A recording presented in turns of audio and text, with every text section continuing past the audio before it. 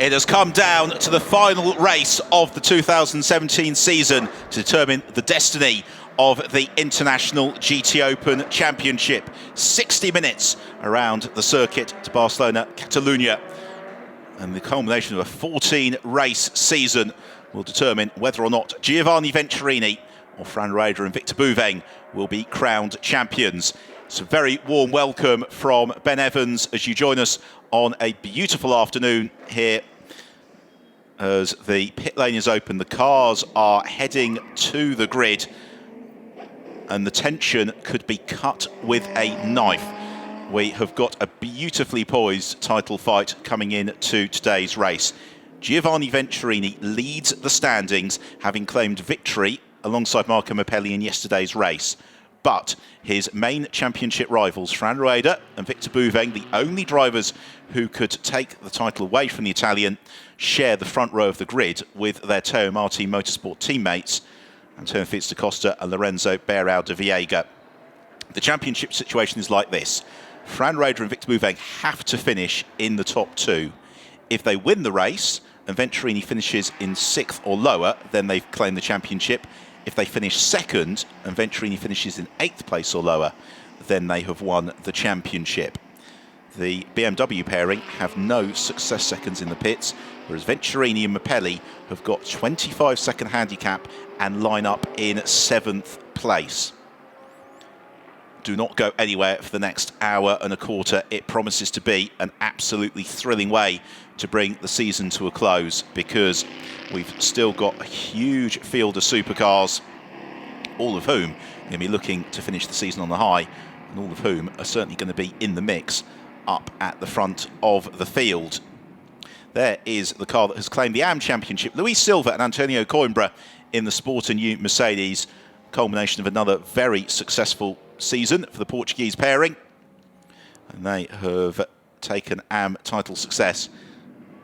Mikel Mack and Miguel Ramos, they came into the weekend in the championship fight in the Spirit of Race Ferrari 488, and despite finishing a very strong second yesterday, couldn't stay in the title hunt coming in to today. The same for Philip Fromvilla and Albert Costa. The weekend starting so brightly for the Emil Frey Racing pairing in the Lexus, but forced into retirement from pole position yesterday with a gearbox issue, means that they are going all out for a 4th victory of the season. Teo Martin, the principal of his eponymous team, all smiles on the grid as Fran Rueda nestled in the cockpit getting ready for the start of the race. Hiroshi Hamaguchi in the Triple F Racing Lamborghini that he shares with Vitantonio Liuzzi, aiming for a Pro-Am podium to conclude the year. Well, yesterday's race was full of twists, turns and drama. 2 safety cars that served to bunch up the field at pivotal points in the race. We're hoping that it runs smoothly and cleanly today.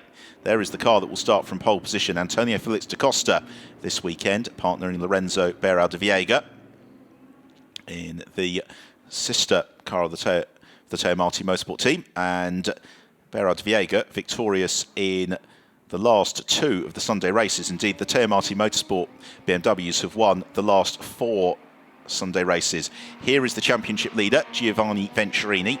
He starts the race, but will then hand over to Marco Mappelli, at which point the destiny of the championship is both literally and metaphorically out of his hands.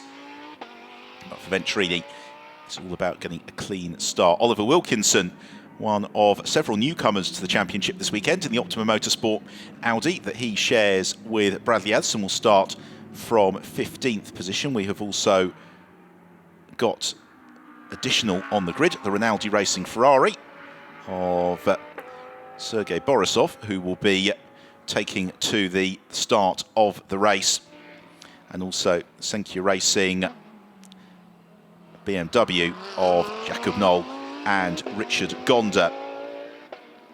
But those 3 additional entries, they don't score nor block points, so that needs to be taken into consideration, possibly as the race unfolds. So Venturini going to be one of the last cars to form up on the grid. He and Marco Mappelli taking an excellent victory yesterday, where despite being under sustained pressure throughout the whole of the race, they were able to eventually take the flag just over a second or so clear of Mikael Mack. However, Venturini today, the task made a little bit tougher because he has out-qualified both of his Imperiale Racing teammates in the form of Vito Postiglione and Thomas Biaggi.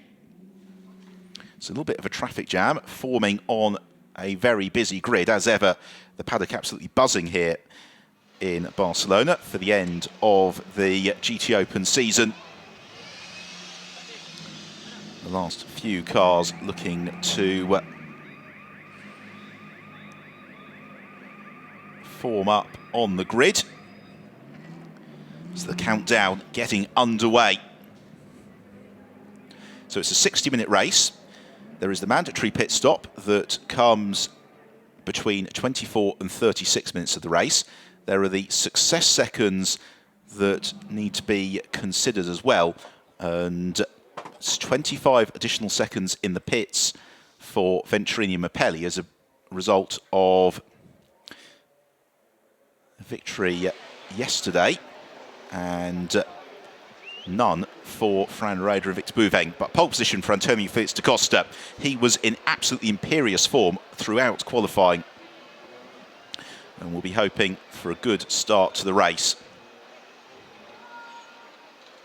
Second on the grid then for the title chasing Fran Rueda in the Teo Martin Motorsport BMW. A lot of pressure for the Spaniard, but he has been in fine form throughout the second half of the season. Third on the grid for Andrea Caldarelli, winner of the Pro-Am class in yesterday's race in the SF Racing Ferrari. And Caldarelli, as ever, absolutely flying through the course of the weekend, was the quickest driver in free practice. Also very impressive in qualifying this morning was Alam Kader in the Drivex Mercedes alongside Marcello Hahn. And Kader was in contention for pole position throughout the 30-minute qualifying period. And he will be aiming for a Pro-Am class win. Mikael Mack and Miguel Ramos in the Spirit of Race Ferrari, can they finish the season with another victory? Ferraris look really well sorted this weekend, and in particular they've been able to lap at a very consistently high pace. Sixth place to Philip Fromenvilla and Albert Costa in the Emil Frey Lexus. The good news is that the issues from yesterday would appear to have been fully resolved. They've won more races than anybody else in the championship this year, the Lexus duo. Can they make it a fourth win of the campaign? And then seventh on the grid for the championship leader, Venturini. Here's how they line up in full with, in an all Teo Martin Motorsport front row, Antonio Felix da Costa and Fran Rueda. Row two, sharp end of the Pro-Am field, Andrea Caldarelli and Alam Kader. Those cars, though, will potentially fade as the race unfolds. Mikael Mack and Philip Fromenvilla on row three. Row four, the championship leader, Giovanni Venturini, alongside the Farnbacher Racing Lexus of Mario Farnbacher. Row five, Com Ledegaard and Vito Postiglione. Row six, Thomas Biaggi, who'll lose his GTOpen crown today, and Michael Meadows, who's looking very good in the Jordan Racing Bentley. Johnny Molam and AM class pole sitter Nono Figueiredo on row seven, ahead of Oliver Wilkinson and Valentin Pierberg on row eight. Hiroshi Hamaguchi and Sergei Borisov on row nine. Those are both cars that may well progress as the race unfolds. Pier Giuseppe Perezzini and Sean Balfe on row 10. Balfe having wrapped up the Pro-Am Championship in yesterday's race. Mike Benham and Jacob Knoll on the 11th row of the grid, with the field completed by Luis Silva and Paul Scheusner. Sadly, the Wessex Vehicles Lamborghini was involved in the first lap accident, too badly damaged to continue in the weekend.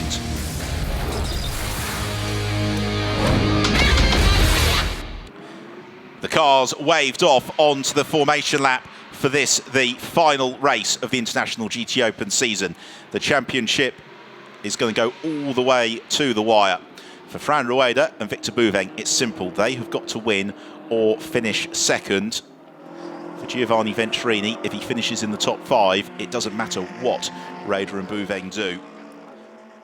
But if he slips below that, then it starts to get a little bit precarious. The first task, though, is to stay out of trouble.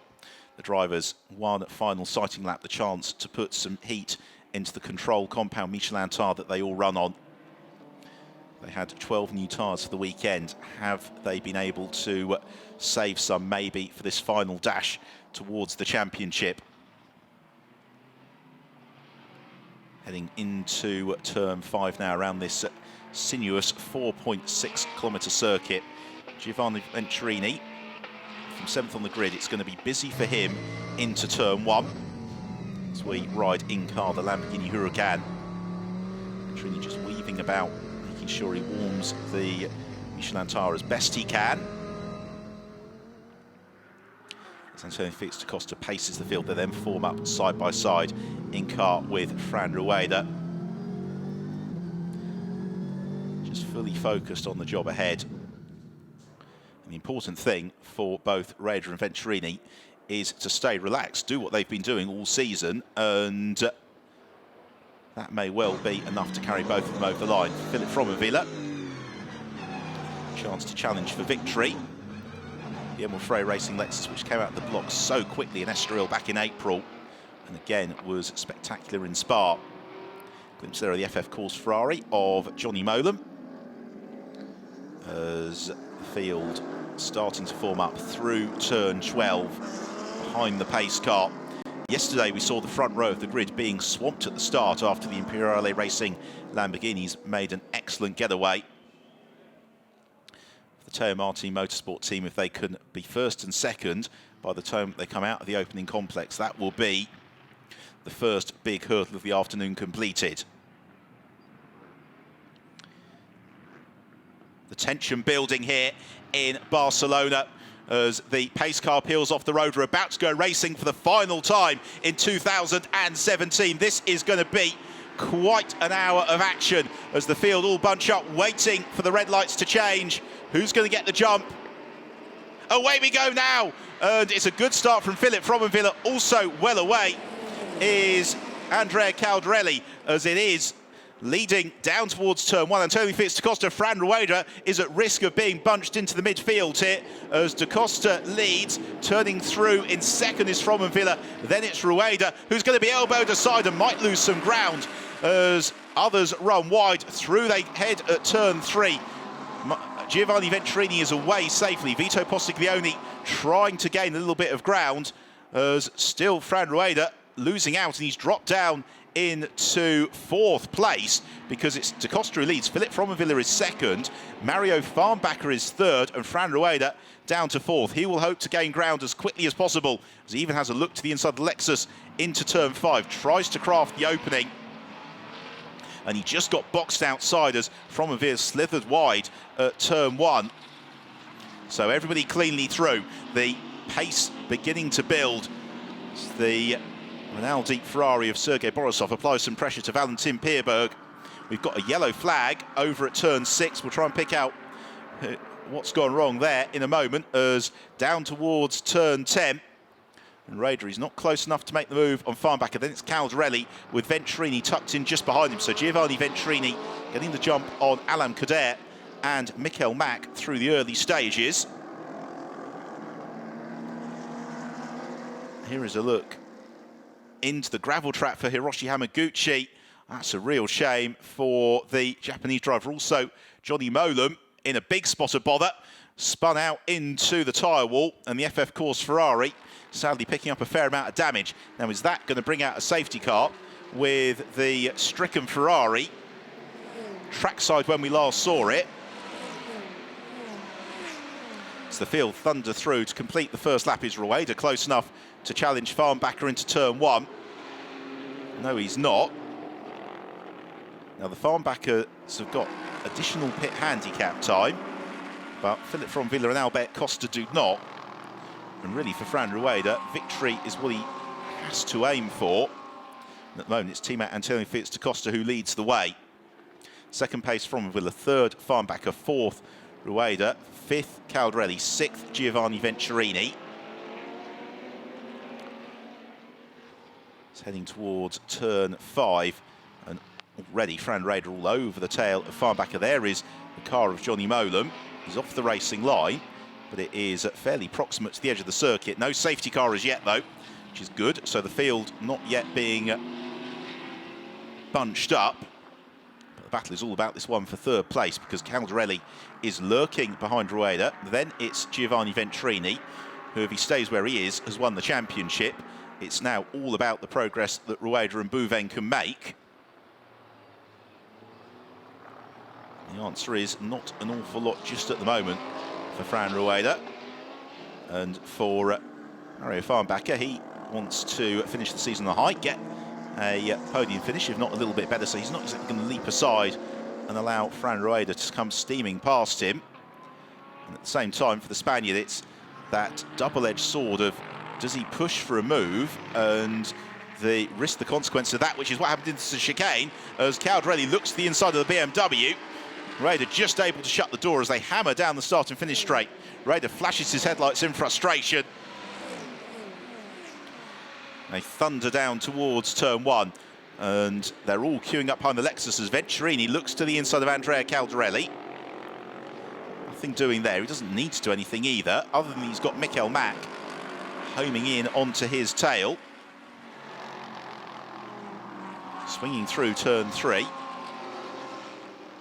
Race leader Antonio Fitzcosta 1.5 seconds clear of Philip Fromenvilla. Then it's 1.9 seconds back to Mario Farnbacher. And then Fran Rueda and the rest of them right behind him. Turn 5, no overtaking here, of course, because we've got the recovery of the FF Course Ferrari that's ongoing. Just caught a glimpse there, though, of Johnny Molan. He's out of the car and okay. Climbing uphill through turns 7 and 8 on towards turn 9. And then swooping through the right-hander before the road. Starts to run downhill. This is a safety car being scrambled. The safety car has come out, so they can't do the live recovery of the FF Course Ferrari. And the safety car comes out to bunch the field up once more. The tension mounts. An early safety car is not what any of the drivers would have wanted. Now, this is particularly bad news for Giovanni Venturini, because with an additional 25 seconds for here Marco Mapelli in the pits, he would have hoped for a clean first half of the race that would stretch the field out, opened up some gaps. Instead, the field are going to be all bunched up, certainly for at least one lap behind the safety car, possibly more. The pit window opens when there are 36 minutes left on the countdown clock. So they ready themselves for the safety car. Tony Fitzcosta sees it. And he was just beginning to possibly back into Philip Fromenvilla. So the classification is Antonio Fitzcosta leads the way. Second, Philip Fromenvilla. Third, Mario Farnbacher. Fourth is Fran Rueda. Fifth, Andrea Caldarelli. Sixth, the championship leader, Giovanni Venturini. And if it was to stay like this at the flag, he would be the champion. Seventh is Michael Mack. Eighth, Com Ledegar. Ninth, Vito Postiglione. And 10th, Alam Kader. 11th place to Michael Meadows, ahead of Thomas Biaggi, Oliver Wilkinson and Valentin Pierberg. Nono Figueiredo leads the AM class from Sergei Borisov. It was a fairly hefty hit for Johnny Molan into the tyre wall. Didn't quite see how it started, but a flatbed truck required to retrieve the Ferrari. We're in car with Giovanni Venturini. The drivers will have identified that there was a stricken car, so they may well have anticipated that a safety car would be coming out. And there's not really anything that Venturini can do. For Fran Rueda, this restart all important. He needs to try and find a way past Mario Farnbacher if he can. Now here is another look at it, and Johnny Molan is embroiled with Nono Figueiredo and into the barrier at some velocity for the FF Course Ferrari. Johnny, fortunately, okay. The car, sadly, rather less so. So that is the current championship position. So Rueda would still be the... Venturini would still be the champion. Rueda and Bouvin still somewhere adrift, even though They're poised to take points off the Italian. And the progress of the brace of Lexus entries is possibly going to be a concern for the Teo Marti Motorsport team. It's not allowing them to control the race that they would have quite wanted. However, this race isn't quite the end of the GTOpen, or the GT Sports season rather, of course, because we have got the Valencia 1000 to look forward to in the first weekend of December. And so new territory as a way to bring the season to a close. And we will be looking to bring you some excellent coverage of that event. So do keep your eyes on the GTOpen website, www.gtopen.net. The race taking place on Saturday, the 2nd of November. And that will bring another element of drama and strategy into what we hope is going to be a regular end-of-season celebration. Now, they're coming towards turn 4. The last lap behind the safety car, by the way, was a 2 minutes 31. Now, that's only important in terms of how much time these successive laps behind the safety car bring off the clock. So for the farm backers, they'll have an additional 5 seconds or so in the pits. Albert Costa and Philip Fromenvilla in the Emil Frey Racing Lexus, no additional pit handicap time. Sport Audi, looks as if the Ferrari is on the back of the flatbed truck, so with any luck this is going to be a fairly brief safety car period.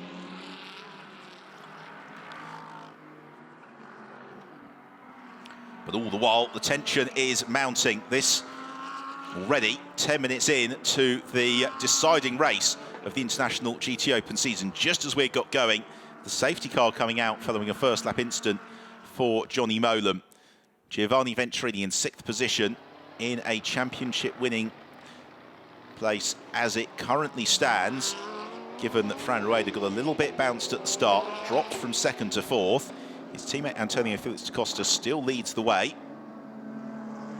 And we're going to have at least one more lap behind the safety car. So that is going to mean that 7.5 minutes or so of the race time are going to be lost behind the safety car. Very bad news for Giovanni Venturini and Marco Mappelli, with their 25-second success seconds added to their pit stop time. In car with Philip Fromenvilla, he's just got the view of Antonio Felix da Costa in front of him. And this lap behind the safety car a little bit slower, again a 2 minutes 41. But hopefully this will be the last of the safety car laps. So it's BMW, Lexus, BMW, Ferrari, Lamborghini in the top 6. The crowd enjoying the autumnal sunshine. So we have another look at the start. Now, it was well anticipated by Antonio Felix da Costa, the same for Fran Rueda, but he doesn't move across until a little bit too late, by which point Philip Fromenvilla had jinked to the inside, drawn alongside Fran Rueda, and Rueda, nothing he could do. Now, this is where Rueda lost out. He looked to get the switch back on Fromenvilla, but as Fromenvilla turned through turn 2, he slithered out a little bit, pushed the BMW wide, and that opened the door to Mario Farnbacher to challenge as they went through turn 3. Fortunately for all involved, everybody was still running smoothly and cleanly. Towards turn 5 once more. This will be where we see whether or not the incident has been fully cleared. Looks like it's pretty much done. Although the girth of the Ferrari 488 rivaling the capacity of the flatbed truck. We hope that this is going to be the last lap behind the safety car, and then we can go back racing. But when we do go racing, it's going to be less than 10 minutes until the pit window opens, more or less, with the pit window opening when there are 36 minutes left on the clock. By the time they get round to the end of this lap, it's going to be about 46 minutes left on the clock, so only time for 6 laps or so before the the strategic element of the race comes to the fore. What this also does is really open the door to the likes of Tom Onslow-Cole, will take over from Valentin Pierberg in the Pro-Am class. The same as well for Duncan Tappy from Mike Benham, as the lights are out on the safety car. So the safety car is coming in. At the end of this lap, we will be getting back racing here at the Circuit de Barcelona, Catalunya. Perfect conditions for a championship deciding race, and wonderfully close battling in the early stages. Let's hope it resumes as Antonio Felix da Costa pulls the pin and gets up to speed through the chicane. And Rueda's not right up with Farnbacher, so there's not going to be any change in the order as da Costa opens up a fair amount of daylight over Philip Fromenvilla and Mario Farnbacher. Fran Rueda in fourth, clear of Caldarelli, Venturini, Mikel Mack and the rest of them as they thunder through and pick up the pace again, as da Costa still continues just to warm, or reheat rather, the Michelin tyre on the brakes to turn one. Everybody cleanly through. As Mikel Mack looks to get onto the tail of Giovanni Venturini. Mack and Ramos racing for another victory, as the two Lexus entries start to close up on each other. Rueda has got his mirrors full of Andrea Caldarelli in the SF Racing Ferrari. Caldarelli, ever spectacular at the wheel of that car, will want to try and pick his way up through the order if he possibly can. Looks to apply a bit of pressure to the BMW as they run downhill out of turn 5. And this has not been the greatest of restarts for Fran Rueda. He's already conceded 1.7 seconds to the car in front of him, and has got Andrea Caldarelli absolutely filling his mirrors as we're just at 1/4 race distance as they swing out of turn 9 for the 7th time down the back stretch towards turn 10. As Costa ahead of Fromenvilla and Farnbacher. Then this tussle for 4th and 5th between Rueda and Caldarelli. Giovanni Venturini is getting a little bit full, or his mirrors filled with Mikel Mack. Down through turn 13, launch over the curb for Caldarelli. Flipping through the chicane. This is where the grunt of the BMW should come to the fore as they accelerate out of turn 16. Pick up the pace down the start and finish straight. And the leading quartet covered by 3.3 seconds. And then Mikel Mack in pursuit of Giovanni Venturini.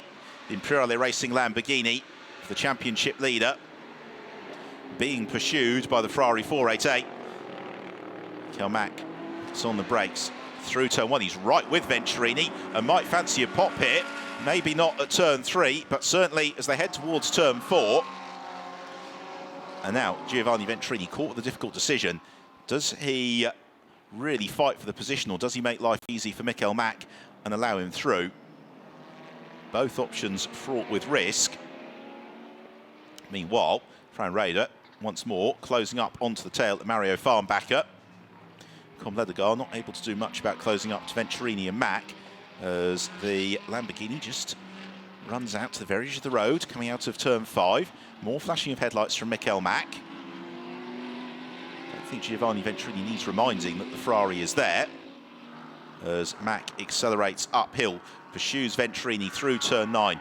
The Italian is really caught because he cannot afford to make a mistake. A spin or something would desperately hurt his championship chances, but he defends into turn 10. It's a little bit slower than Mack on the exit, but not enough to open the door to Mikel Mack. Good scrap forming up as well for second place as Farnbacher's caught Fromenvilla, with Rueda and Caldarelli part of that tussle as well. So they swoop downhill through 13 into the chicane. Mack right up behind Venturini. They ride the curbs, they get on the power, they accelerate through turn 16. Brilliant racing as both of the title contenders well in the mix of multi-car dices as they thunder through, start the 9th lap of the race. Antonio Fitzcott's the race leader. He's 2.5 seconds up the road. Who is going to be brave enough to blink first and go for a move? Mikel Mack is currently appearing to be the man most likely to. He's all over the tail of Giovanni Venturini again as they exit turn 2. But the Lamborghini holds the racing line at turn 3. Mack is closing all the while.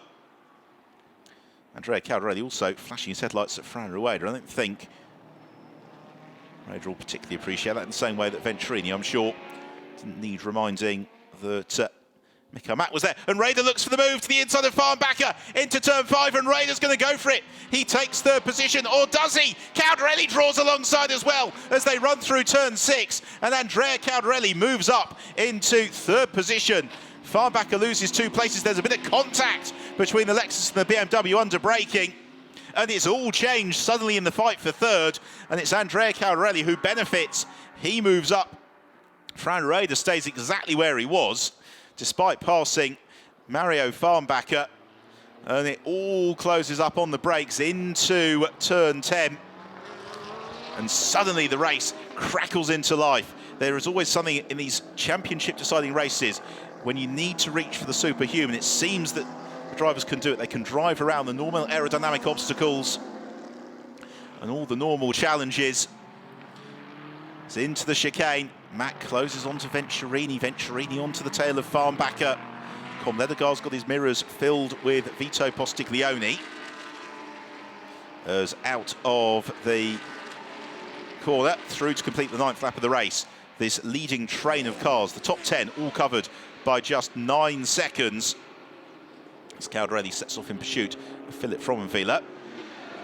Fran Rueda stays with him and looks to climb up to the tail of the Emil Frey Racing Lexus, and really for Fran Rueda that's the big challenge, because Fromenviller has got Albert Costa waiting the wings and no success seconds in the pits. He's running a little bit wide out of turn 3. Giovanni Venturini, more headlight reminders that he's there from Mikael Mack. Now it's down to turn 5, which was the happy hunting ground a lap ago, but the Ferrari just not quite close enough to the Lamborghini. The aerodynamic package of these cars means that the drivers can brake desperately late if they so desire. Another look at it as Rueda snuck through, understeered out wide. It left a gaping hole, and the driver like Andrea Caldarelli really doesn't need a second invitation. Enough to further motivate Victor Bouveng. So he readies himself to take over. The pit window opening in just 3 3/4 minutes. Down towards turn 10, Venturini defends from Mikael Mack. Mack hovers and bobs and weaves on his toe. Will he get the cut back in the Ferrari? Venturini slows the car almost a crawling pace through the apex at turn 10. Picks up the throttle through turn 11. Despite the pace of this battle, they're drawing away from Com Ledegaard in 8th position. He's got a train of cars forming up behind him as well. Into the chicane. Mikael Mack all over the tail of Giovanni Venturini, but he's not yet been able to make the move. Meanwhile, Mike Benham getting a little bit of a tap there from Jakob Null, and around goes the Garage 59 McLaren. And hopefully able to recover. Oh dear, I think he's possibly got that stuck in the gravel. Indeed, so real pity there for Mike Benham. Certainly the yellow flag still out at turn 5. So Benham's race, and that of Duncan Tappy as well, at an early end. Back to the front at the front of the field. It's still Antonio Fitzcosta who leads the way. Philip Fromenviller is second. Third, Andrea Caldarelli. Fourth is Fran Rueda. Fifth, Mario Farnbacher. Sixth, Giovanni Venturini. If he stays where he is, he's in the championship winning position, as there is an ongoing rescue over at turn 5 for Mike Benham's Garage 59 McLaren. And Caldarelli's right with Philip Fromenviller. We'll see as they come out of turn 9, down towards turn 10. And Caldarelli's got a run here on the Emil Frey Racing Lexus. Is it going to be enough of one? Not quite, but he's right with the Swiss driver.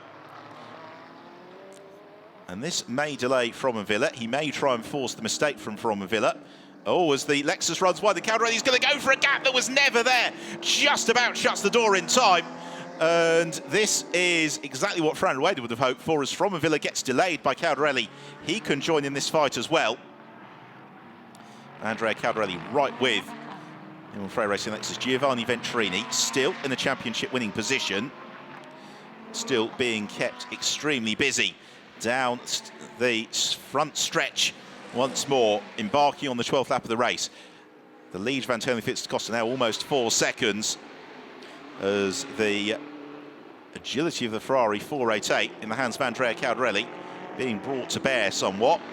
Likewise, Venturini a little bit slower than Michael Mack through the opening sequence, but Mack just can't quite take advantage and capitalise and pick his way past the Lamborghini Huracan as they swing out of turn 3. To turn 4. Oh, with a mistake from Villa, who runs a little bit wide. The car hovers under braking, but there's waved yellow flags into turn 5, and he's going to live to fight another day because of the recovery of Mike Benham. And that was very fortunate for Philip Villa as they approach the green flag now on the exit because he made the mistake, but the waved yellow flag meant he wasn't punished for it. But Caldarelli is right with him as the tail of the Lexus just kicks out. Wouldn't be surprised to see Philip Villa coming in even at the end of this lap to hand over to Albert Costa as the pit window on the cusp of opening. And the last thing that the Lexus wants to do is get caught in this battle, be released into some clean air and potentially challenge for victory in the hands of Costa. Fran Raider just watching behind. He doesn't want to get caught in this fight either, as again, as the pit window is now open, Lexus just struggles to make the apex through turn 12, certainly not quite as crisply as Caldarelli. And we saw yesterday Raider and Bouvin getting a little bit caught up with entry to the pit lane. Into the pits comes Fran Raider, so he exits this battle early to hand over to Victor Bouvin. Caldarelli is released to continue to hustle Philip Villa. Also in has come Michael Mack to pass over to Miguel Ramos, again getting out of the train, seeing we can go a little bit quicker. Vito Postiglione to hand over to Christian Engelhardt as well. So the team's strategies starting to come to the fore. An all-important pit stop this for Bouvin and Rueda. They've got a minimum pit time of 65 seconds, but if they go over that, that's potentially going to cost them. As again, Villa just a little bit tentative through turn 4. Better than it was a lap ago. Miguel Ramos gets strapped into the Spirit of Race Ferrari 488. The yellow flag continues to be out over at turn 5. It's now just been retracted. It's Christian Engelhardt, Lamborghini Works driver, into the Imperiale Racing Lamborghini, see what he can do to help Venturini through the second half of the race. As Caldarelli closes up onto the tail of Villa again as they swoop out of turn 9. Just a little bit of understeer from Ferrari, caught in the turbulent air. Behind them, it's Mario Farnbacher and Giovanni Venturini. The pit window is open until there are 24 minutes left on the clock. So they've still got 10 minutes to keep racing. Andrea Caldarelli would anticipate is going to stay out until right at the end of the pit window. The same for the race leader Antonio Felix da Costa. Villa may even peel in at the end of this lap. We'll see. Indeed he does. So Villa ducks in to hand over to Albert Costa. Also in is the championship leader, Giovanni Venturini. So Venturini has done all that he can personally in the championship this year. He's going to hand over to Marco Mappelli. They have got a 90-second minimum pit stop time with all the success in previous races. Out of the car jumps Venturini, in hops Mappelli, who has been a breathtaking addition to the team since he joined them at Silverstone. Always right on the pace, and this is going to be hugely important 30 minutes of racing. Meanwhile, more battles to be found out on track as Com Ledegaard catches Antonio Coimbra in the sporting new Mercedes. Ledegaard with Alain Cadet and Michael Meadows behind him all the way through the course of the race. They've got Thomas Biaggi just back as well. And Biaggi looking to the inside of Coimbra, able to jink past. And Ledegaard looking for a top 5 finish in the Pro-Am Championship today alongside Alex West. Give them hope of outscoring their class rivals, as emerging from the pits is Albert Costa ahead, crucially, of Victor Bouvin. So the undercut not working for the Teo Martin Motorsport team, as Bouvin tucked up behind Albert Costa. Now that is going to make life much harder for Victor Bouveng. He's got to find a way past Albert Costa and probably the sister Teo Martin Motorsport BMW in order to fight for victory. Marco Mappelli has also emerged from the pits. Find out just where he is in a few moments' time. Giovanni Venturini, I think, will quite happily wish the next 31 minutes away as this Ledegard train of cars powers down towards the opening sequence of turns. Of those that have pitted, the order is Albert Costa, Victor Bouveng, Christian Engelhardt, Bradley Ellis, Rinat Salikov, Miguel Ramos, Rob Bell, and then Marco Mappelli. So Mappelli is going to have an awful lot of cars to try and overhaul. Some of those are going to be friendlies in the form of Raffaele Gianmaria and Christian Engelhardt.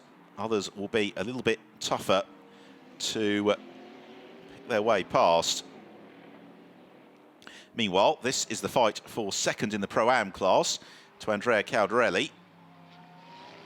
And all three of these cars could well feature for Pro-Am success on the way to the flag later. Ledegard would have hoped to have opened up a little bit of a buffer over Alain Cadet and Michael Meadows, just because he and Alex West have got a few success seconds in the pits as a result of finishing on the podium yesterday. Victor Bouveng, meanwhile, is right with Albert Costa. He's only 0.8 of a second adrift of him, and Bouveng has just set the fastest lap of the race. As we follow this train of cars, Bradley Ellis then going even quicker in the Optimum Motorsport Audi. Now Ellis, like Rinat Salikov, is non-point scoring, nor indeed point blocking, and that is important in terms of actually assessing the points haul that Giovanni Venturini and Marco Mappelli are going to get. Here is the fight, effectively, for the lead of the race. And if Victor Bouveng can find a way past Albert Costa, then that possibly just swings the championship battle in favour of the Swede. The likelihood is that post-pit stops, Lorenzo Beirao de Vieg is going to emerge ahead of this duo. But based on performance of the year to date, we'd anticipate that he might get reeled in by these two. And Costa, having been caught by Bouveng, now just easing away as he gets up to speed. And Albert Costa, who set pole position yesterday, the quickest in the business, has been a pace setter throughout the championship this year and is on the threshold of setting the fastest lap of the race as well this time around. There is Marco Mappelli. He has got Mikel Mack and Rob Bell ahead of him. Marco Ciocci pursuing him. And Marco Mappelli is 16th on the road. Quite where that's all going to work out, we don't know yet, because we'll wait for all the pit stops to cycle through. But the first task is to clear Rob Bell and Miguel Ramos. As Albert Costa sets the fastest lap of the race, so 1 minute 46.7. It's through the chicane. Now, the way that this race has unfolded, a win for Fran Roeder and Victor Bouveng would have possibly made it look like it was on. The fact that the best they're likely to achieve, I think, is going to be second place. Makes it that little bit tougher as Rob Bell's got to run on Miguel Ramos down towards turn one. And gliding through goes Rob Bell to the inside of the Portuguese driver. And Bell still pursuing Pro-Am glory for he and Sean Balfe. They've won the championship. They'd love to finish the season on the podium. And now Marco Mappelli trying to home in onto the tail of Miguel Ramos. They've also got Rinat Salikov just ahead of them. Salikov not a point scorer or blocker, but he is traffic to try and clear. And the same for Bradley Ellis. Out of turn 5, running downhill. Mappelli already onto terms with Miguel Ramos.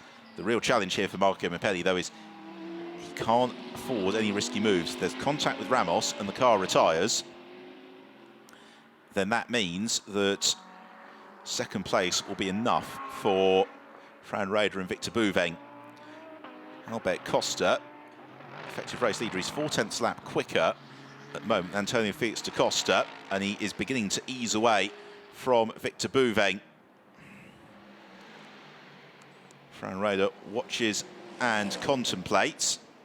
And Bouveng will do everything in his power to chase down Albert Costa. But Costa, he's 2.4 seconds up already on the Teo Martin Motorsport BMW. And talking to Costa last night, after the disappointment of retirement yesterday, he and Philip Fronville going all out for the victory today. It's going to be quite a shake-up. The pit window closing in 2 3/4 minutes. We've still got 5 cars yet to make their pit stops. And Antonio Fitz-Costa, the race leader, is into the pit lane now to hand over to Lorenzo Beirao de Viega. So this is absolutely critical, because we can keep one eye on the progress of Albert Costa, the other on the progress of the Teo Martin Motorsport squad in the pit lane. As Costa out, Beirao de Viega gets in. And keeping one eye on the TV monitor of that pit stop, another eye out to the far side of the circuit to see where Albert Costa is. There is the answer, heading towards turn 10. So this is going to be quite a finely run thing as to where Lorenzo Beirao de Viega emerges. Because of the ground that Albert Costa was making over Antonio Fitz-Costa prior to Costa peeling into the pits, waiting for the Teo Martin Motorsport BMW to be released. We can see the countdown. It's directly opposite the commentary box. And away now goes Lorenzo Beirao de Viega down the pit lane as Albert Costa swings through the final turn. And it's going to be very, very close as they head towards turn 1. There you go, left of your picture, Lorenzo Beirao de Viega to the right, Albert Costa at full speed. And Lorenzo emerges. Costa is coming at him as Lorenzo Beirao de Viega. He's going to have to try and defend here from Albert Costa, who looks to the outside, and he's going to take the lead of the race, or is he? Beirao de Viega defends it. They're side by side as they climb uphill towards turn 3. And Lorenzo Beirao de Viega, he emerges from the pits. He's got a charging Albert Costa on his tail. They're still side by side towards turn 4. The Lexus determined to go through. Beirao determined not to give it to him. They almost trade paint jobs through turn 4. Downhill towards turn 5. Beirao squeezes the Lexus. Costa looks to the outside. A little bit of contact, a little bit of damage. Some of the rear diffuser of the BMW goes flying. They run towards turn 6. Wheel-to-wheel racing, the championship on the line. As Lorenzo Beirao de Viega, he would also like a 3rd victory of the year as Caldarelli and Fusong Yang switch places in the pits through turn 9 and down towards turn 10. This will be a golden opportunity for Albert Costa, and Lorenzo Beirao de Viega is well aware of that, which is why he plants the car in the middle of the road, gives Costa the chance to jink to the inside. That's well defended from Lorenzo Beirao de Viega, and Albert Costa can't sneak through. So now the question is whether or not Beirao de Viega can back Albert Costa into the clutches of Victor Bouveng. Fascinating stuff as the pit window closes. We'll give you the full order in a few moments' time.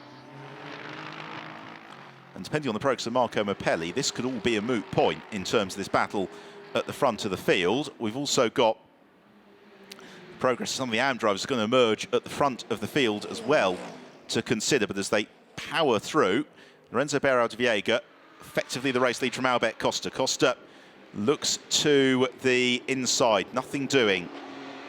So he pursues the BMW uphill, out of turn 2, through turn 3. This is exactly the sort of battle we wanted as we move into the final third of the race. Just about 23 minutes left in the season. Who is going to be champion? Beirao de Viega leads the way. Costa is 2nd. Victor Bouveng is 3rd. But it's really where Marco Mapelli is of the point-scoring positions, because as they came through last time, Mapelli was in 14th. The order is all shaking through, and Mapelli is indeed in 14th place. He's in 13th place. He's got in front of him 2 non-point-scoring cars in the form of Bradley Ellis and Rinat Salakov, so that means he's effectively 11th, and he's got a couple of cars that he would expect to pass between now and the checkered flag in the form of Fusong Yang and Marcello Hahn. So getting to 9th place for Marco Mapelli is eminently doable, one would suggest, because he's overhauled Miguel Ramos.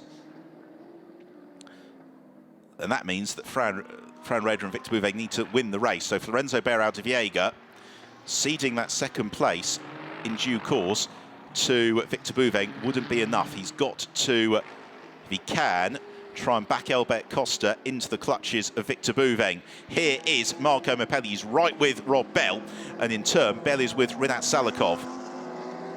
Mapelli can't afford to take any risks. This is as close as the championship could possibly be on adjusted placings. Mapelli is just out of the points in 11th place, but Marcello Hahn and Fu Song Yang should be eminently passable. Plus, there are two Imperiale Racing Lamborghinis ahead of Marco Mapelli that may need to drop back. So it's looking reasonably good for the Imperiale Racing driver. And it's looking reasonably good for Giovanni Venturini. But the risk being, of course, whenever you're in and amongst traffic, things can go wrong. And that's what Mapelli's going to have to balance, particularly now as they catch Fu Song Yang en route towards turn 4. This is going to get all a little bit congested. The Ferrari has to turn in, and he does so right in front of Rob Bell.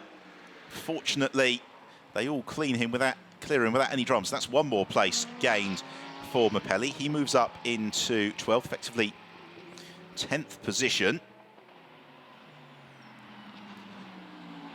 Rob Bell is not going to be an easy driver to overtake. Marcello Hahn and Rinat Salikov, immediately in front of them, are pretty evenly matched as well, and Mapelli can flash his headlights all he likes. Rob Bell wants to clear, certainly, Marcello Hahn, because that would get him up onto the podium. They all close up onto the tail of Rinat Salikov. The Rinaldi Racing Ferrari driver, possibly getting a little bit more than he bargained for. He's right in the middle of the championship fight.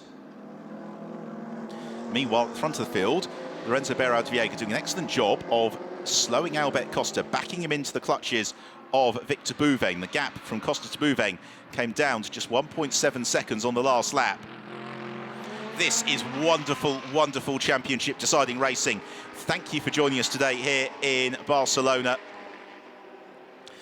Now here is Albert Costa trying very, very hard to overhaul Lorenzo Berau de Viega as Rob Bell attempts to demote the Rinaldi Racing Ferrari. We've got the team manager for Bradley Ellis being summoned to race control, but Ellis isn't a point scorer, so even though he's ahead of this group on the road, it doesn't really matter. The real challenge, though, is once they clear Marcello Hahn, if indeed they do clear Marcello Hahn, it's then a good 9.5 seconds up the road to Bradley Ellis and Jordan Whitfield, the next cars along. As Hahn runs wide in the Drivex Mercedes, it's going to give Rinat Salikov an opportunity to challenge Hahn as then Rob Bell looks to the inside of Salikov. They all jink through turn 5. They all close up onto the Drivex Mercedes, and Hahn has got his mirrors full of this group of cars. Can he sustain this intensity for another 20 minutes or thereabouts? It is absolutely frantic stuff, as here is Albert Costa back with Lorenzo Berau de Viega, and Victor Bouvet just isn't quite able to get onto terms with this leading duo just yet. Meanwhile, the fight behind Hahn arrives into turn 10, and Marcello Hahn runs wide. This is the opportunity for some, if not all, and Hahn comes back on the road in the path of Marco Mapelli. He forces Mapelli out wide. He defends from Mapelli as they head out of turn 12, almost pushes Mapelli onto the grass towards turn 13. And the Italian can't overhaul the Mercedes, but now he does. Into the chicane, Mapelli gains the position. That's more ground for Marco Mapelli. That moves him into 10th place and 1 point of the point scorers. So it's starting to swing in favour of Marco Mapelli and Giovanni Venturini. Venturini for the championship. Mapelli just needs a couple more places.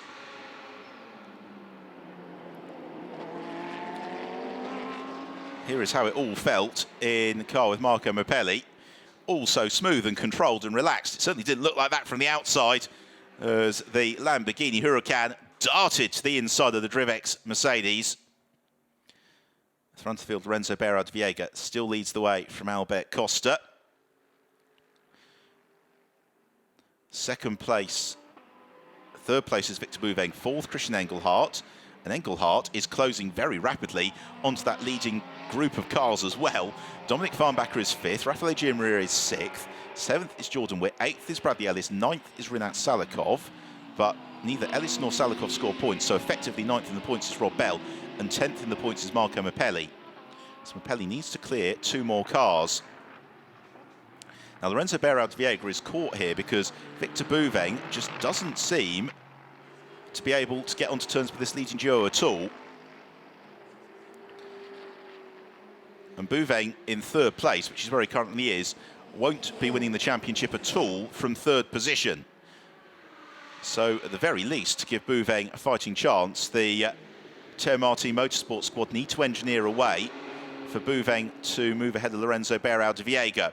As Marco Mappelli gets up to the tail of Rob Bell. And this is where it gets a little bit more difficult for Marco Mappelli. If Mappelli were to clear Bell, then that would effectively move him into 8th place in the point situation. And that would, I think, be just enough based on the way that things currently are.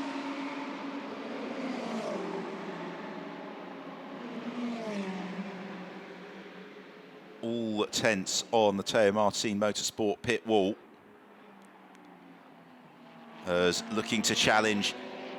There you see the point situation. Venturini still holding the slenderest of advantages as Mappelli sees a gap to the inside of Rob Bell. Oh, but Bell shuts the door and slithers out wide over the AstroTurf.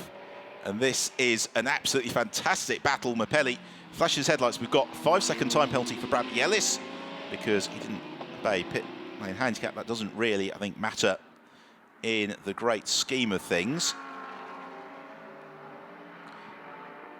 As this group head down towards turn 10.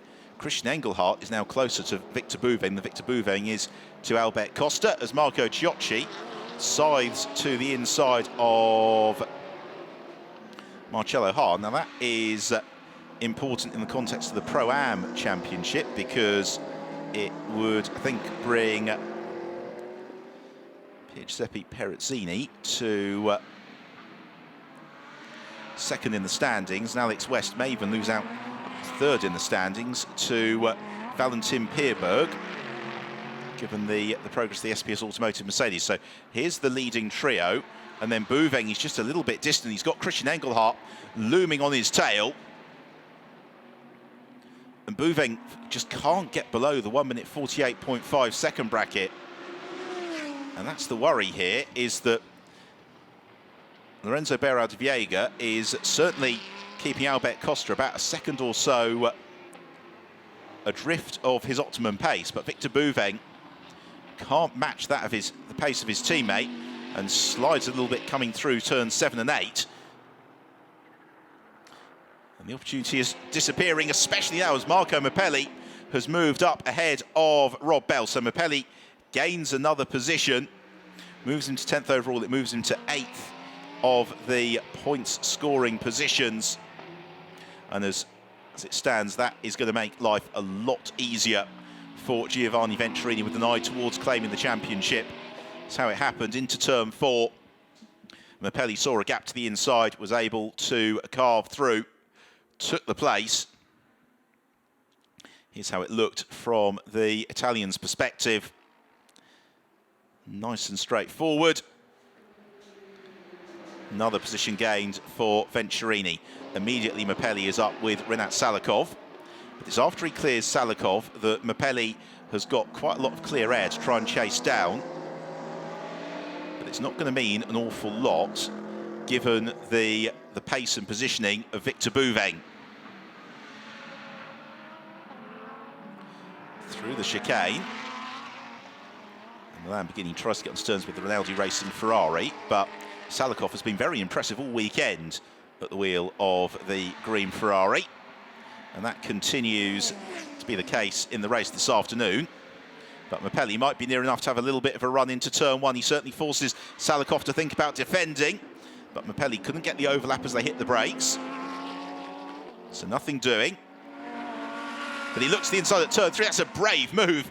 And the Russian driver covers the line in the nick of time. Giovanni Venturini can do nothing but watch. Fran Roeder and Victor Bouveng.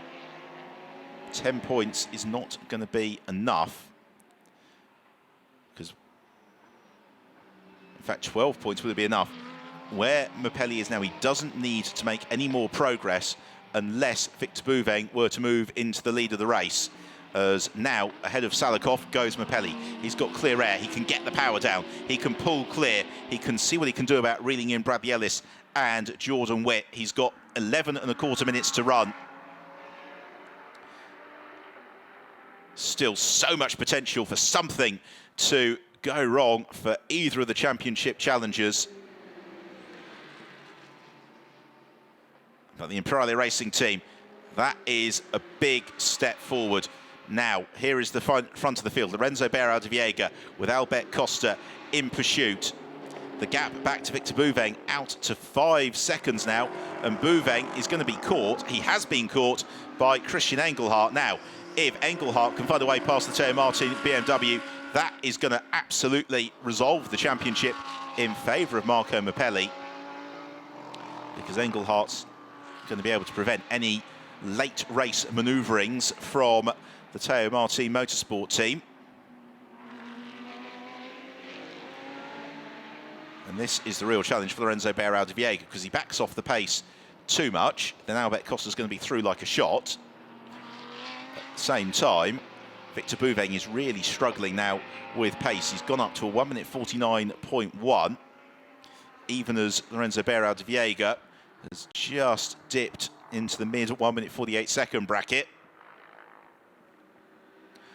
Absolutely brilliant racing as Costa closes on to Beirao de Viega. Bouveng has got Engelhardt with him. Dominic Farnbacher is also closing pretty rapidly on to the duo fighting for third. With 10 minutes to go, if there is going to be a grand gesture, if there is going to be an attempt to shuffle the deck a little bit, it's going to have to happen within the next couple of minutes, I'd suggest, because otherwise there is a very real possibility that Victor Bouveng is going to be passed by Christian Engelhardt, because Engelhardt closes right up to the Swede as they come out of the chicane, accelerate out of turn 16, on to the 27th lap of the race. That lap a little bit better from Bouveng, a 1 minute 48.7, but it was still 4 tenths down on Lorenzo Beirao de Viega. And Beirao de Viega pursuing his third victory of the season. Albert Costa chasing his fourth. Christian Engelhardt right up with Victor Bouveng. The deficit now from the leading duo to the fight for third, 5.5 seconds. Marco Mapelli in clear air, driving away from Renat Salikov. In terms of the various class positionings, by the way, Jordan Witt leads the Pro-Am class from Bradley Ellis, with then Rob Bell third in class. It's Albert Costa looking to line up for another move on Lorenzo Beirao de Viega. And Beirao de Viega, there's not actually very much he can do to help Victor Bouveng at the moment, because to suddenly drop back by 5 seconds would be to completely concede the lead of the race. There's the distance between them, the run from turn 9 to turn 10. As the BMW and Lexus rumble uphill into turn 12. Albert Costa looking every which way to pick his way past Lorenzo Beirao de Viega. Beirao de Viega, but for some atrocious luck in the early part of the season, would have been in the championship fight, but now Costa goes through. Albert Costa takes the lead of the race away from Lorenzo Beirao de Viega. It's been a long time coming, but the Lexus moves to the front of the field, and this is a real problem for Victor Bouveng. He's got Christian Engelhardt all over his tail now. And Bouveng he's going to have his work cut out to stay on the podium as Beira de Viega pursues Albert Costa down the front stretch, and Engelhardt is not quite close enough to challenge Victor Bouveng as they arrive into turn 1, but he's just applying the pressure in all the right places. And Victor Bouveng has picked up a warning as well for track limits after that excursion at the chicane. He can't afford to do it again without risking a 5-second penalty, and that would really put things out of sight for him. Now, the real difficulty here is if Christian Engelhardt were to get ahead of Victor Bouveng. So here's another look at it. Oh, and they both went in incredibly hot. If Engelhardt were to get ahead of Bouveng, it would mean that even in the event of Marco Mappelli retiring, it would still be enough to give Giovanni Venturini the championship. Albert Costa easing away from the Renzo Beira de Viega suggests that the BMWs, as sometimes the case, have got through the best of their tyres. Total stress for Fran Rueda on the pit wall as Engelhardt looks for the move to the inside of Victor Bouveng. Can't quite do it at turn 10. Marco Mappelli, he's 8th of the point scorers. It would be just 1 point in it if Victor Bouveng were to get into second position. Incredibly tight. Again, Engelhardt close up onto Bouveng through the chicane. The BMW hustles through, but Engelhardt's got the inside line. It's going to be very tight into turn 16. Bouveng shuts the door just at the last moment, runs out wide over the AstroTurf. This battle is getting very feisty. There are 5 minutes to go in the championship. It is still between Victor Bouveng and Fran Rueda and Giovanni Venturini. Venturini, as it stands on the road, is going to be champion at the checkered flag. Victor Bouveng needs a miracle. Is that miracle going to present itself? We will find out. Just 5 minutes to go. Marco Mappelli, meanwhile, is exactly where he'd like to be. He's in completely clear air. He's chasing Bradley Ellis, but he's well ahead of Rinat Salakov, so he's got no traffic to worry about. Now, if something were to happen to Albert Costa and Lorenzo Beira de Viega, then that would make things very, very close in the championship. As it is, it will just be Venturini by 3 points. Uphill, swooping through the right-hander at turn 9. All the while, the race clock is ticking away. Probably only going to have time for 3 or so more laps at the end of this one. This is the fight for third place. It has become a very congested fight for third position as well.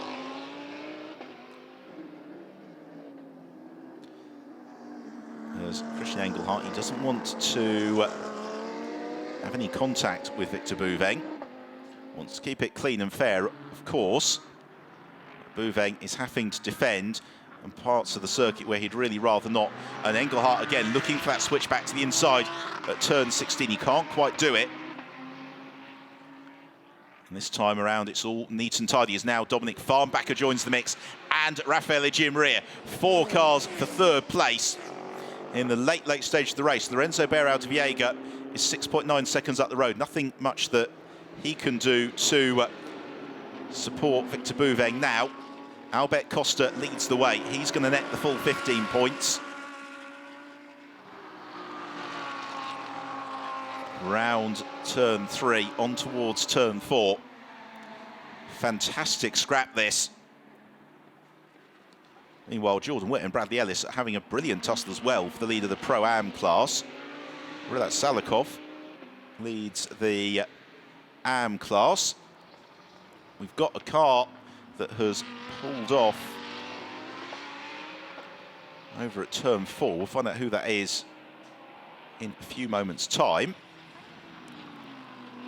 And it is, unfortunately, Miguel Ramos, who has come together with Marcello Hahn and dinked the front suspension on the Spirit of Race Ferrari and now into the gravel trap. It's disappointing for... Very disappointing end of the season for Miguel Ramos. So again, it's through this final sector on the lap. This is where it gets really uncomfortable for Victor Bouveng. Lorenzo Beirao-de-Viega just dropping the pace a bit as Engelhardt practically pushes the BMW through turn 12 on towards turn 13. And Bouveng, how long can he withstand the Lamborghini? Engelhardt is all over his tail. He'll look for the switchback. That's well defended though from Victor Bouveng. And so Bouveng survives another lap. They go in to the penultimate lap of the race, the penultimate lap of the championship. There is Lorenzo Beirao-de-Viega, who they are catching. Beirao-de-Viega being some 3 seconds off the pace last time round, so he is going to become part of this scrap as well. So they'll get on the brakes, turn through the opening sequence. It's going to be incredibly uncomfortable these last 2 laps around the circuit to Barcelona, Catalunya. Giovanni Venturini can barely afford to watch. It's Christian Engelhardt all over the tail of Fran Rueda. Wave show flags at turn 4. Nothing they can do there. Towards turn 5, there is the stricken car of Miguel Ramos. Where is Lorenzo Beirao-de-Viega? There is Beirao-de-Viega. He's in front of Victor Bouveng, so Bouveng is catching him. By my reckoning, this would even second position for Victor Bouveng, I think, would give Giovanni Venturini the championship by just 1 point once we've taken dropped scores into account, as Gio Maria looks to the inside of Farnbacher. And these are the corners that Victor Bouveng really has to cover, because this is where Christian Engelhardt has been all over him last couple of laps. And Engelhardt jinxed to the inside at turn 13. They come down into the chicane for the penultimate time. Albert Costa is about to rumble through and start the final lap of the race. He does. Oh, and a little bit of a bobble for Bouveng. Oh, and there's a little bit of contact as well into turn 16, and Bouveng goes into the gravel trap, and he's going to emerge. Maybe he does, but at the very back of the chain, there was just a tag with Christian Engelhardt, and Victor Bouveng drops down the order. It's side by side for third between Farnbacher and Engelhardt. Christian Engelhardt covers the line, or does he? Farnbacher then tags him midway through turn 1. As they climb uphill, there's everything to go for here, but Victor Bouveng has been demoted. It's going to give the championship to Giovanni Venturini, as Engelhardt swings very wide coming out of turn 3 into turn 4. Have to behave themselves through turn 4, although the yellow flags have retreated. Who is going to get third position? That battle, it had to come to a head at some point. Albert Costa leads the way. Second, Lorenzo Beirao-de-Viega. Third is Christian Engelhardt. And down to 6th is Victor Bouveng, and that will hand the championship to Giovanni Venturini. So Christian Engelhardt has done exactly what he was drafted into the team to do. He's hassled and harried Victor Bouveng throughout the late stages of the race, and it has paid off with Bouveng slithering wide. For Albert Costa and Philippe Fromenvilla, it's not quite the result they wanted from the weekend, but it's going to be their 4th victory of the International GTOpen season. The Emil Frey Racing squad managing the race perfectly in the Lexus, as Albert Costa heads out of the final turn, accelerates through, takes the checkered flag. Victory in Barcelona for Costa and Fromenvilla. Superb performance for the Emil Frey Racing Lexus team. They celebrate on the pit wall. But here is Giovanni Venturini, as Lorenzo Beirao-de-Viega takes second. Christian Engelhardt across the line in third. Head Raffaele Giammaria, Victor Bouveng through to 6th. It is going to be a Pro-Am class victory for Bradley Ellis. Nielsen Motorsport Audi has taken it on the last lap, but Giovanni Venturini is our champion as he comes across. Marco Mappelli crosses the line, but it's Giovanni Venturini, his co-driver for the Imperiale Racing team, who wins the 2017 International GTOpen Championship. The Italian squad are jubilant on the pit wall, and Giovanni Venturini, victory yesterday for here Marco Mappelli, a very well-judged race today has been enough to give Venturini the crown here in Barcelona.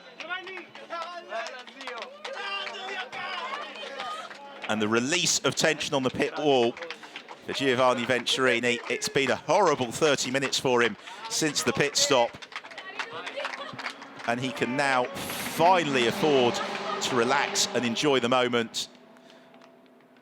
Bradley Ellis taking a dramatic Pro-Am class win on the final lap from Jordan Witt, with Rob Bell completing the Pro-Am class podium. And the AM race won by Renat Salikov from Marcio Bassi and Antonio Coimbra.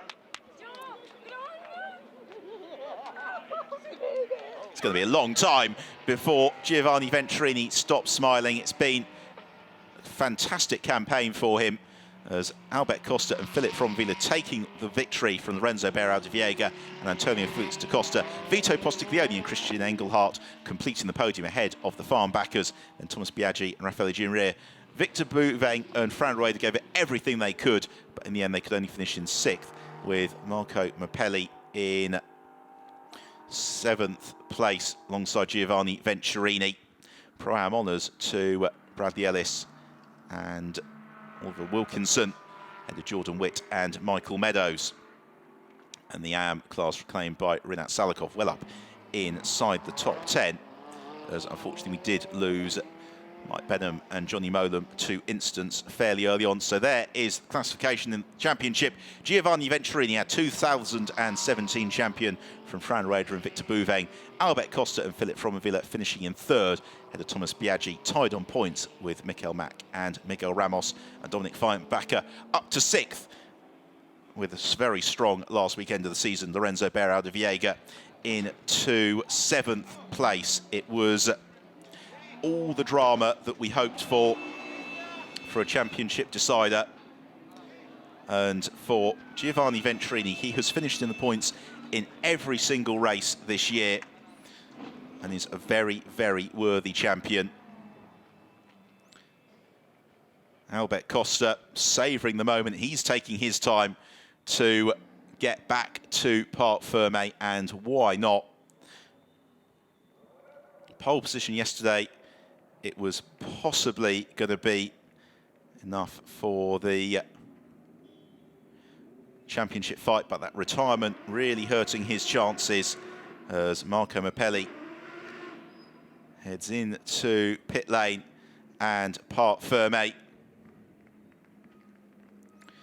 He and Giovanni Venturini will celebrate. There is Venturini banging on the window, opening the door, ready to celebrate.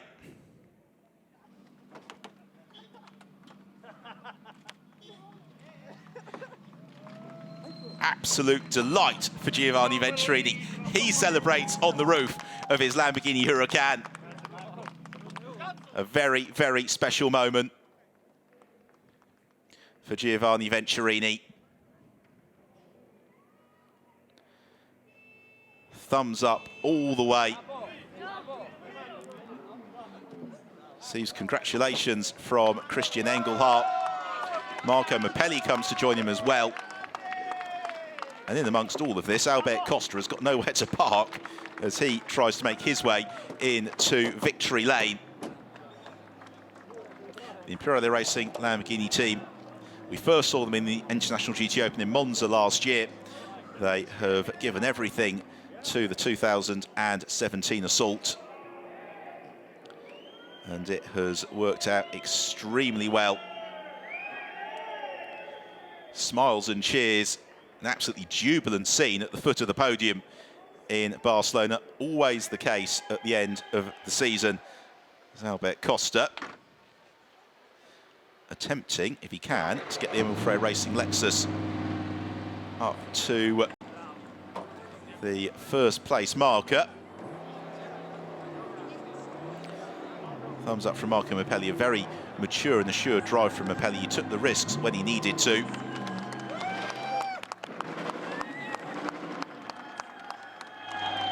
Philip Fromvilla holds the #1 placard up, places it on the roof of the Emil Frey Racing Lexus. A 4th win of the season for Costa and Fromvilla.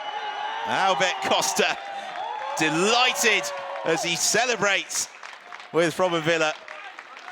Super drive from Albert Costa. He really took the fight to Lorenzo Beirao de Viega.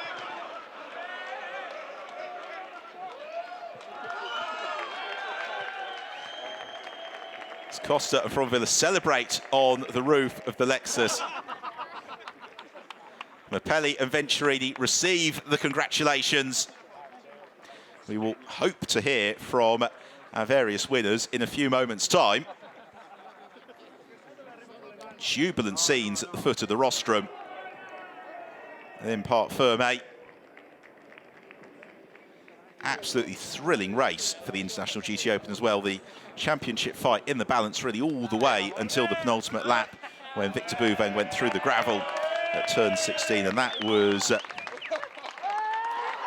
in the end the decisive moment from Villa and Costa. Very deservedly third place in the championship standings.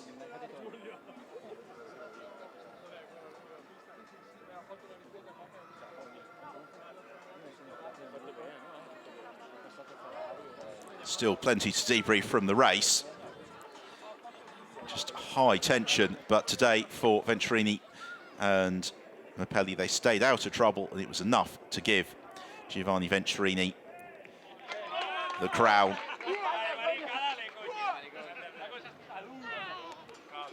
Well, the immensely popular Albert Costa, it's going to be quite a while, I think, before we manage to get a chance to speak to him, given all the well-wishers who are at the foot of the podium ready to talk with our race winner.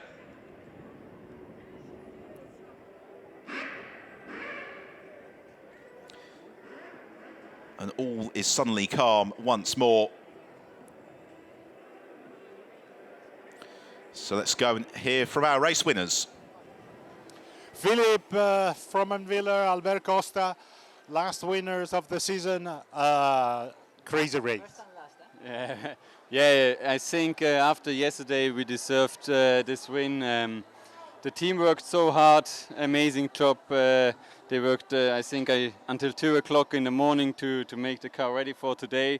So big thank you to them. I had a good start, and then, I think we were flying. It was really amazing race and a good end of the season. Yeah, it's a compensation for the disappointment yesterday. You lost the championship because of the retirement. Before coming here, we knew that it was quite hard, 14 points after the disqualify we get in Spa. Was hard, but to be honest, I spoke to him on Thursday and I say, mate, if we are top 3 in the championship, that will be really nice. We are one car in the championship that we don't have teammates. We have only another Lexus, but from another car. So, yeah, yesterday was very disappointing. The mechanics, as Philip said, we've been working whole night really hard. They were so tired all this morning, but today we compensate with the best qualifying of him, and then he did a super mega star. I can't believe what he did. I have to learn from him. And and yeah, I make when I have the freeway, I push like never. I did a really fast laps in a row. I cut Da Costa and Da Vega, and yeah, at the end I knew that BMW had some degradation with the tires, so I wait, and I say it's time to push. 10 minutes, I have to show it. Bang! And then yeah, it was hard because the weather was really warm, but happy. First win of the season, last win of the season, so happy. Next year better and more. Well done, guys. Time to party now. Yes.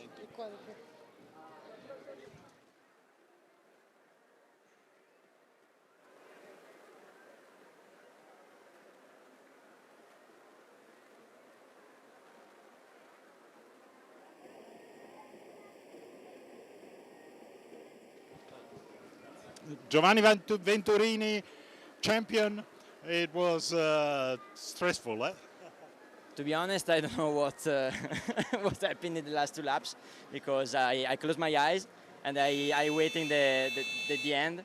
But at the end, I'm champion of 2017. So thank you to Marco, thank you to Thomas Biaggi as well for the first part of the season, and thank you to all Imperiale Racing and of course Lamborghini Skoda Corse. We did a great job. It was a tough season, but at the end we won. Thanks. Good. Well done. Marco, you were a little bit stuck in your stint.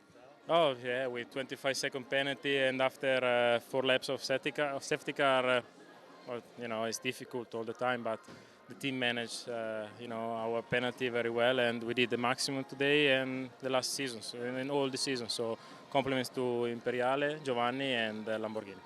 Well done. Bravo. Complimenti.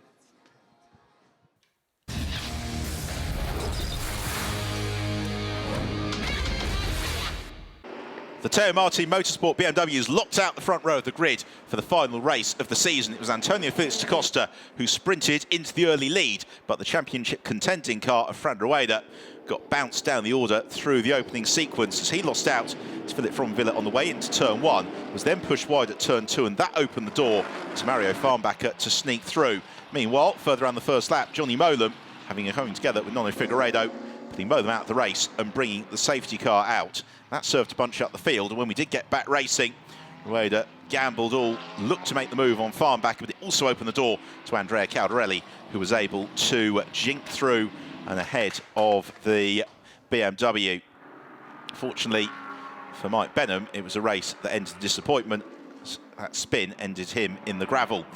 Meanwhile, post-pit stops, Marco Mappelli just had to guide the car up the order in order to net the points that he needed to secure the championship for Giovanni Venturini.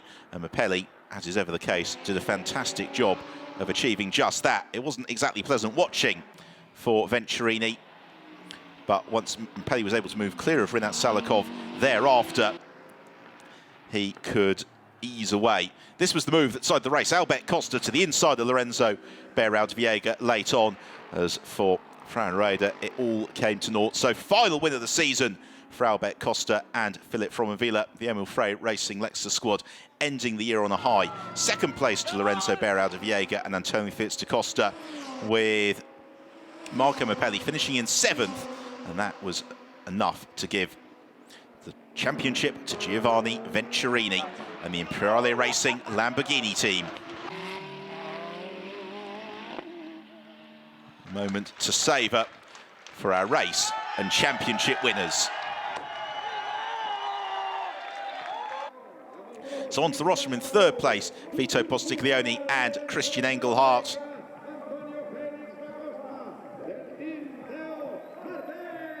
Runners-up, Antonio Felix da Costa and Lorenzo Beraldiviega.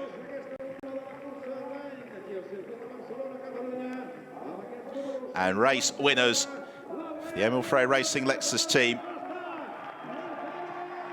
Albert Costa and Philip Fromvilla, to the top step of the rostrum in Barcelona.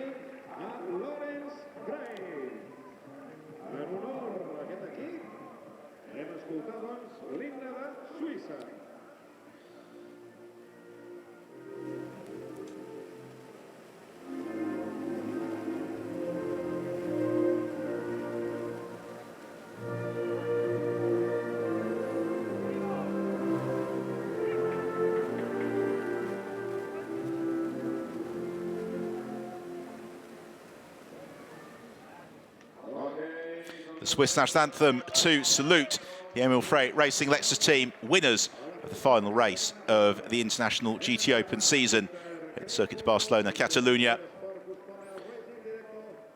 3rd place to Vito Postiglione and Christian Engelhardt. A great drive from Engelhardt through the second half of the race. Lorenzo Beraldiviega and Antonio Felix da Costa, so nearly a 3rd victory of the season for Beraldiviega, but it wasn't quite to be, as Albert Costa passed him late on. For Costa and Fromvilla, much to celebrate. A trophy hoisted aloft by Albert Costa to the cheers of well-wishers at the foot of the podium.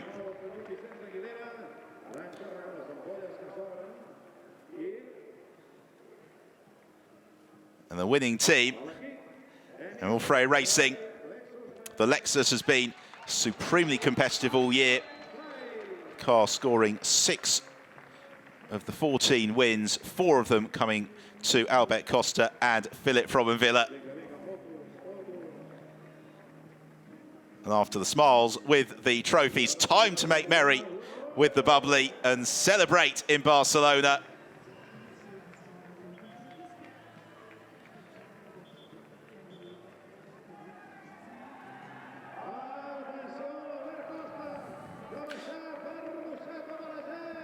the drivers celebrate on the podium. Albert Costa is running around in Parc Fermé, spraying anybody within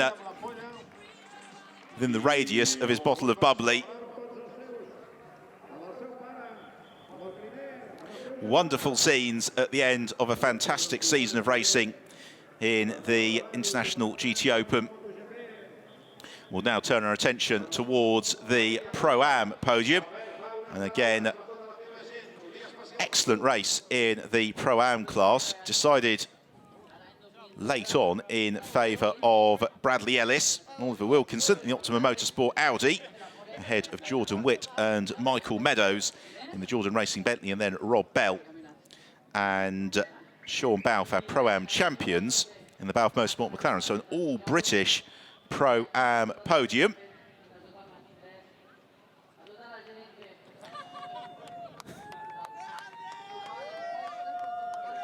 As Giovanni Venturini gets doused in bubbly.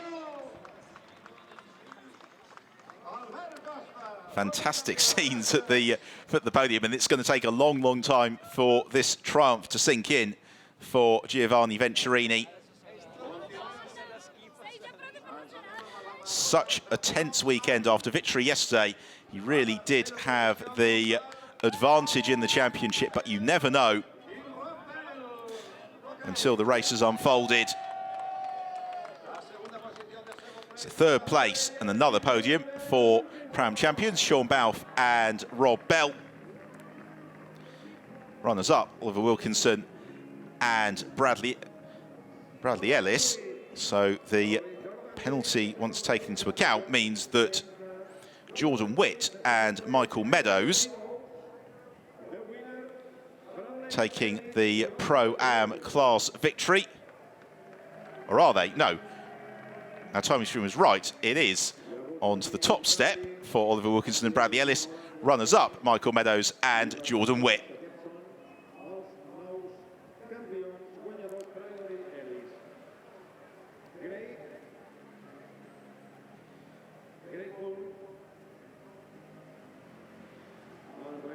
So 6 British drivers on the Pro-Am rostrum as trophies get handed out. Rob Bell and Sean Balfe, it's been a really superb season for them in the Pro-Am Championship. And in the event, dominant Pro-Am champions. Jordan Witt and Michael Meadows have been very competitive all through the year in the Jordan Racing Bentley. They particularly shone at the home round at Silverstone. And Bradley Ellis and Oliver Wilkinson making their entry to the International GTOpen Championship this weekend in the Optima Motorsport Audi, and richly rewarding them with great success. They celebrate on the top step of the podium in Barcelona.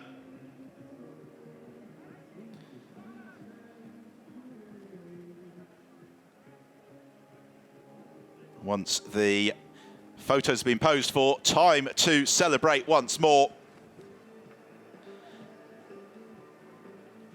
And Wilkinson and Ellis, Audi's been very quick all weekend, and they enjoy that moment. We will also be able to bring you the AM class podium, which was claimed in dominant fashion today by Rinat Salakov and Sergei Borisov in the Rinaldi Racing Ferrari, who were dominant in the AM class throughout the course of the race, finishing well clear of Nino Figueiredo, Marcio Basso, and Luis Silva and Antonio Coimbra. Of course, just a reminder, this isn't it for GTOpen action in 2017. Join us in Valencia on the 2nd of December for the inaugural 1,000-kilometre race that promises to be a real end-of-season treat. As on to the third step of the rostrum for Coimbra and Silva, AM champions for 2017. Basso and Figueiredo runners-up. Another good weekend for the Sport & New Mercedes team. It's the Brazilian pairing stand on the second step of the rostrum. But for Rinaldi Racing, Rinat Salakov and Sergei Borisov, really impressive performance. The race today particularly late on, under a lot of pressure from Mapelli and Bell.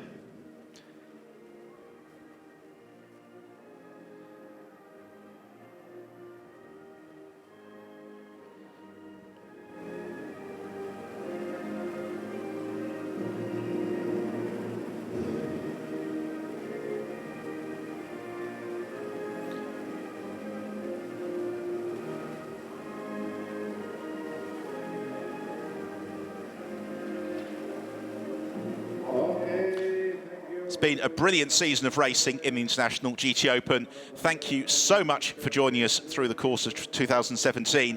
We will see you on the 2nd of December in Valencia, and then again in 2018 as next year's championship kicks off in Estoril on the 14th and 15th of April. But for now, we can salute our champion, Giovanni Venturini, our Pro-Am champions, Rob Bell and Sean Balfe, and our Am champions, Luis Silva and Antonio Coimbra, all very richly deserving of their success after a superb campaign. We will see you in Valencia on 2nd of December and then Estoril next year. But until then, from Barcelona, it's goodbye.